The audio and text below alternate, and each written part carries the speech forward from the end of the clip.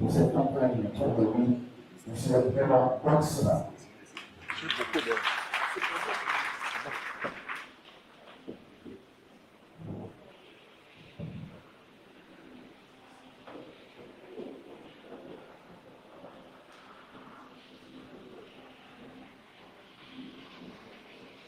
Mesdames, Messieurs, bonjour. Bonjour. Je sais que j'avais déjà salué certains d'entre vous à l'aéroport, mais ça ne m'empêche pas de vous redire un bonjour. Bonjour. Habituellement, les gens sont plus gais quand il y a une campagne. J'ai l'impression que les gens sont très tristes à cette série. Je ne sais pas très bien pourquoi.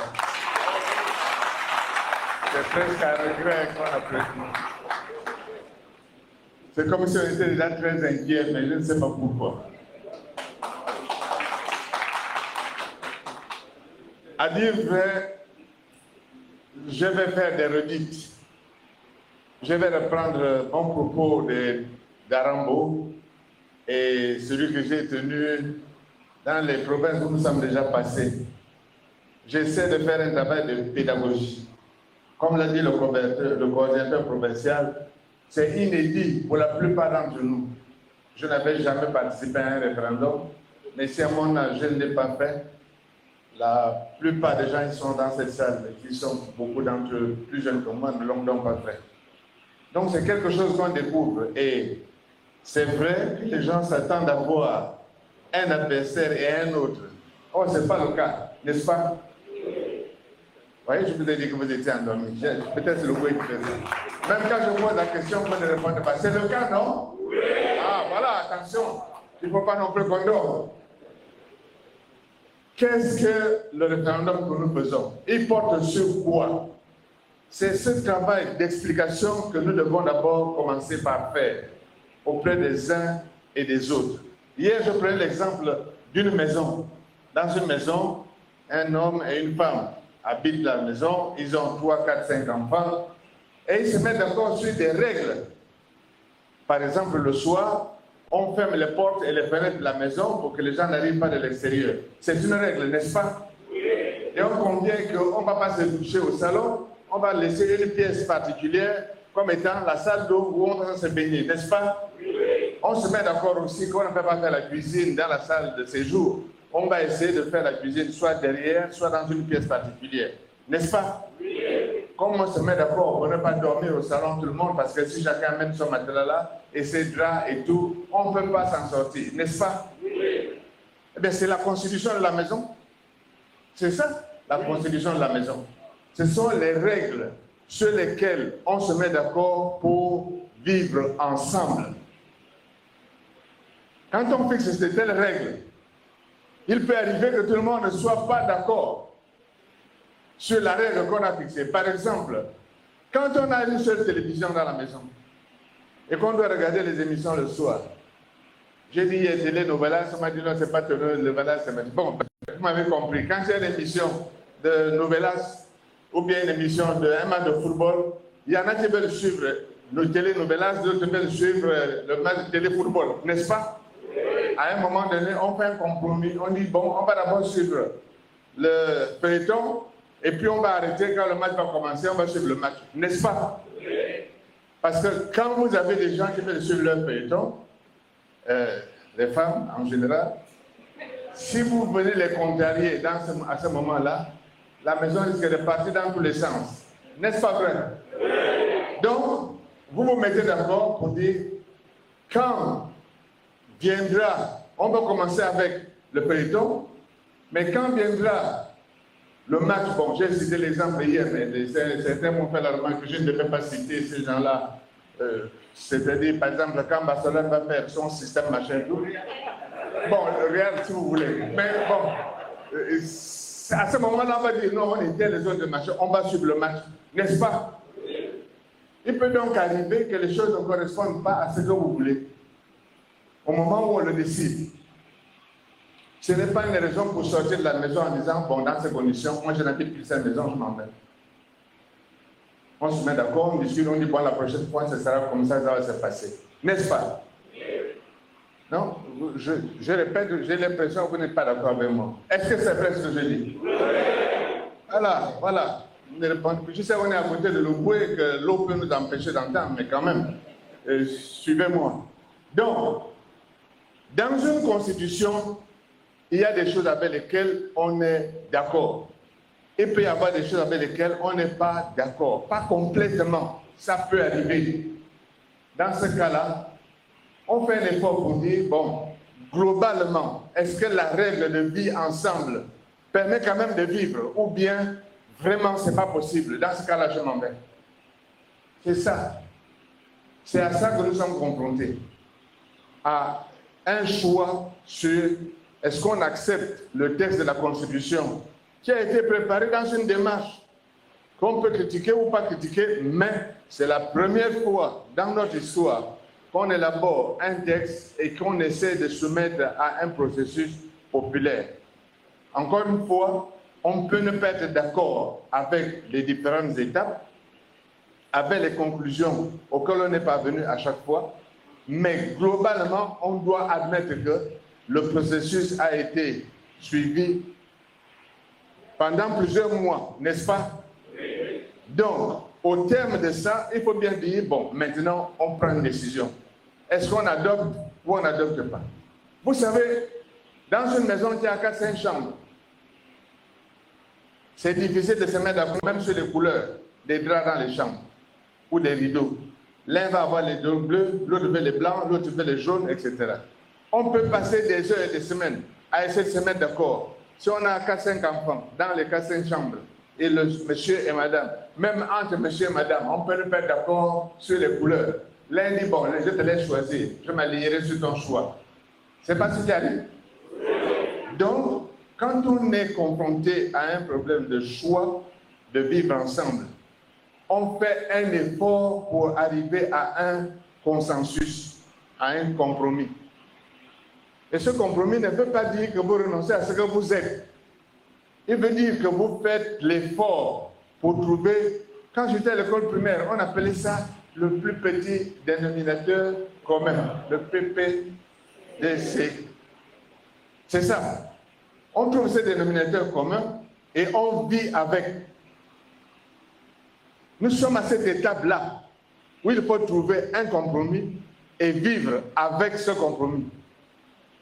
C'est la raison pour laquelle on peut difficilement trouver sur un texte qui a 170, 175 articles, un accord complet sur la totalité des articles, sur la totalité de la population. Ce n'est pas possible. Nous sommes d'accord? Oui. Donc, nous avons un texte et nous pensons qu'il faut sortir de la période transitoire dans laquelle nous sommes entrés il y a un an et demi. J'ai entendu beaucoup de choses ces derniers jours. Des gens qui auraient dû se taire. Je vous rappelle que je me suis trouvé, malgré moi, dans un fait divers au mois de juillet 2023 au Sénat, avec un certain monsieur contre lequel j'ai dû élever la voix. Vous vous rappelez de ça? Mais pourquoi j'étais là-bas ce jour-là? Pourquoi? Pourquoi suis-je allé là-bas? J'avais mieux à faire. Et ceux qui me connaissent de près savent parfaitement que vraiment, je n'avais pas besoin d'être là ce jour-là. J'avais mieux à faire. Pourquoi je suis allé? Pour aller porter une protestation pour dire attention, ne faites pas ça. Nous étions en pleine année électorale et quelqu'un était en train de modifier la loi 796 en violation flagrante de la loi et de toutes les constitutions. Vous le savez, non? Oui. Donc, quand j'entends des leçons qu'on me donne aujourd'hui, je suis un peu surpris. Parce que la règle, c'était que la règle sur laquelle nous nous étions mis d'accord, c'est qu'en année électorale, on ne change pas les lois sur lesquelles nous votons. C'est ça la vérité. Puis ça a été fait. Et aujourd'hui, nous sommes en train de dire, votons une nouvelle constitution. Je rappelle que la constitution qui a cours, normalement, qui est seulement suspendue, c'est la constitution qui était en vigueur le 30 août 2023. C'est celle-là qui est en vigueur. C'est elle qui a été suspendue. Donc, nous avons le choix entre nous avons un nouveau texte ou bien on retourne à la constitution qui a été modifiée et qui était en vigueur en août 2023. Est-ce que c'est possible? Donc, il faut bien changer et arrêter de tourner en rond. Je crois que c'est nécessaire de faire ce travail d'explication et de dire aux uns et aux autres, nous sommes entrés dans une période transitoire il y a 1 an et demi, enfin 1 an et 2 mois. Maintenant, il faut en sortir pour revenir à un fonctionnement normal. Je ne suis pas en train d'évoquer les responsabilités. Ce n'est pas ça l'objet de ma démarche. Je ne suis pas en train de dire c'est la faute A ou A. Ce n'est pas ça. Dans une maison, quand on a pris une décision, quelle qu'elle ait été, si elle n'est pas bonne, il faut essayer de la changer. Si on veut que ça avance, il faut éviter de revenir sur c'est la faute à X et c'est la faute à Y. Parce que si c'est ça qu'on met en avant, jamais on ne retrouvera la paix et la quiétude dans la maison. Jamais. Parce qu'à ce moment-là, tout le monde va passer son temps à dire bon, il faut d'abord que les dommages que tel et tel a créés à cause de la décision tordue qu'il a prise, il faut d'abord qu'il les règle. Oh, il ne les règle pas. Il ne les règle pas. Soit dit en passant, j'entends beaucoup de choses ces dernières 24 heures et certains m'ont vu publier un papier hier matin pour éviter de continuer à tourner dans ce flou artistique où certains pensent pouvoir dire des choses à d'autres alors qu'ils ne sont pas capables de le dire. Soyons clairs. Si je suis obligé de faire aujourd'hui les régulations des situations administratives, c'est bien que le Premier ministre qui était là avant moi ne l'a pas fait. Vrai ou faux? Donc pourquoi est-ce que c'est moi? Je n'ai pas entendu. C'est comme j'entends les syndicats me mettre une pression d'en faire. Vous devez payer. Mais est-ce que je les ai entendus l'année dernière, au mois d'août, faire cette pression? Pourquoi est-ce que c'est aujourd'hui que ça devient un problème? Pourquoi on lit même ces choses? Nous sommes en train de parler d'un nouveau texte constitutionnel. Ça n'a rien à voir avec la façon dont l'administration fonctionne. C'est deux choses différentes. Et si les textes n'ont pas été faits, si les régulations n'ont pas été faites dans le passé, ça ne me sert à rien de pointer du doigt les autres en disant « vous n'avez pas fait, vous n'avez pas fait, vous n'avez pas fait ». Puisqu'ils n'ont pas fait, je dois faire, c'est tout. C'est tout. Un pays n'avance pas en jetant continuellement la responsabilité, en pointant les autres du doigt. On avance en corrigeant les erreurs. Et moi aussi, je fais des erreurs. Et demain, d'autres viendront corriger mes erreurs, n'est-ce pas? C'est ça la vie. C'est ça. Donc, il faut qu'on arrête de tourner dans tous les sens, etc. Ce qui est important, c'est de dire, est-ce qu'on se met d'accord sur un cadre de vie qui vient d'être décrit par un processus à partir du dialogue national, avec la commission qui a été chargée de rédiger un projet de texte, avec le Congrès, la réunion de l'Assemblée nationale et du Sénat qui a permis de donner des avis, etc. Et finalement, le gouvernement et le CTRI qui ont arrêté un texte. Je répète, ce texte-là, même moi, je peux vous dire à tel point, il y a un problème. Et un autre va dire, mais sur tel autre point, il y a un problème. Mais à la fin, globalement, on peut dire, bon, partons sur cette base. Dans un pays, on vit de bonne foi. Si on n'est pas de bonne foi, on ne peut pas vivre ensemble. La bonne foi, c'est de dire, prenons ce qui est là, considérons que ça a été arrêté de bonne foi et partons sur cette base. S'il y a un problème demain, nous serons tous de bonne foi pour dire, ça ne marche pas, corrigeons ce point. N'est-ce pas? C'est tout. Je pense que c'est comme ça qu'on doit avancer. Et non pas se figer en disant, voici ma position, c'est ça ou rien. Si chacun de nous dit, c'est ça ou rien, on va faire du surplace, on ne va pas avancer. Parce que chacun de nous peut trouver dans ce texte et dans tous les autres textes qu'on peut sortir, un point où il va dire, c'est ça ou rien. J'ai aimé hier, nos sorties à Chibanga et Mouila, quelqu'un a rappelé qu'il n'y avait pas vraiment une constitution universelle quelque part. Tous les pays écrivent leur constitution pour eux-mêmes. Donc, partons de ce principe et essayons de faire adopter un texte. C'est pour ça que je suis venu vous voir, pour rappeler le devoir de pédagogie et vous inviter à faire deux choses. La première, c'est de vous inviter à aller vers les autres. Oui, j'ai entendu le problème que vous évoquez à Lambaréné. Il est vrai dans tous les problèmes du Gabon. Les populations qui sont allés s'inscrire pour voter à l'intérieur du pays l'année dernière, le recensement, les inscriptions correspondaient à une élection qui était prévue au mois d'août, c'est-à-dire un mois où les gens sont en vacances et où les familles sont en vacances. Maintenant, on a une élection en pleine année scolaire où les familles sont à Libreville ou à Port-Gentil. C'est un peu compliqué. On en reparlera. Mais ceux et celles qui sont à Port-Gentil, à Libreville, à Oyem, à Lambaréné, et nous sommes ici à Lambaréné, il faut déjà aller vers ces personnes pour les convaincre de se lever le 16 et d'aller voter. Ça, c'est le premier objectif. Aller vers les autres pour essayer de les convaincre de participer au vote le 16. Ça, c'est le premier objectif. Deuxième objectif, il faut qu'ils aillent voter oui. Il faut qu'ils aillent voter oui. Oui. Oh, vous avez dit oui. Non, ouvrez bien la bouche. Oui. On dit oui. Voilà. Oui. C'est ça qu'on cherche. Si on commence par faire le plein des voix de ceux qui sont sur place, on aura déjà un premier résultat. Imaginez, avec les problèmes que vous venez d'évoquer, que ceux qui sont sur place ici, eux aussi ne se mobilisent même pas. La situation sera pire. Parce que si vous avez 30% ou 40% de l'électorat qui est dans la ville, qui vit ici, parce qu'elle travaille ici, et que dans ces 30-40%, il y a encore un taux d'abstention de 20, 30, 40%, ça veut dire que finalement, le nombre de personnes qui ont voté sera très bas. Et ça, ce n'est pas jouable. Donc, mobilisons-nous, allez vers les autres et essayez de les convaincre qu'ils doivent aller voter. Et j'aime répéter ce que je vais vous dire. Parlez aux gens aujourd'hui. Vous avez déjà commencé à le faire hier.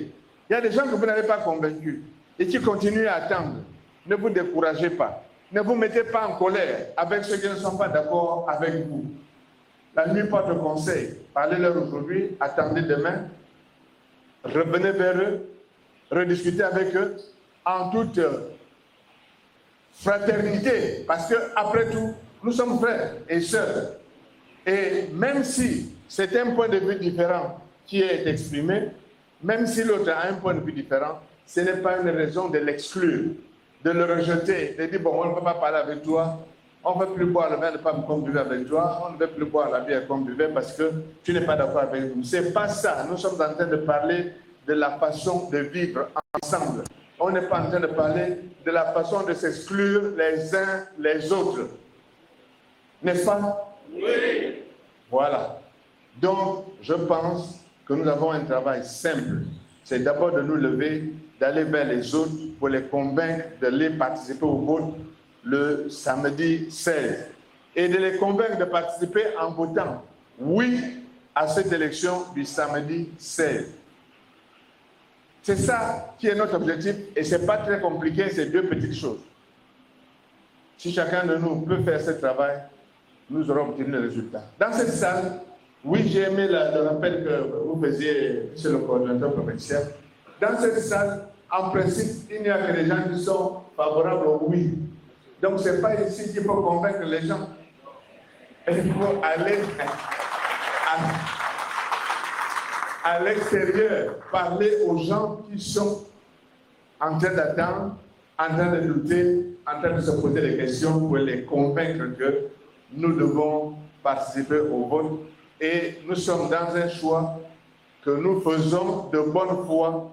Et s'il y a un problème, nous serons suffisamment matures les uns les autres pour dire ça là, c'est pas bon, corrigeons-le. Mais pour l'instant, prenons cette base et continuons comme ça. Donc, je vous remercie de votre présence.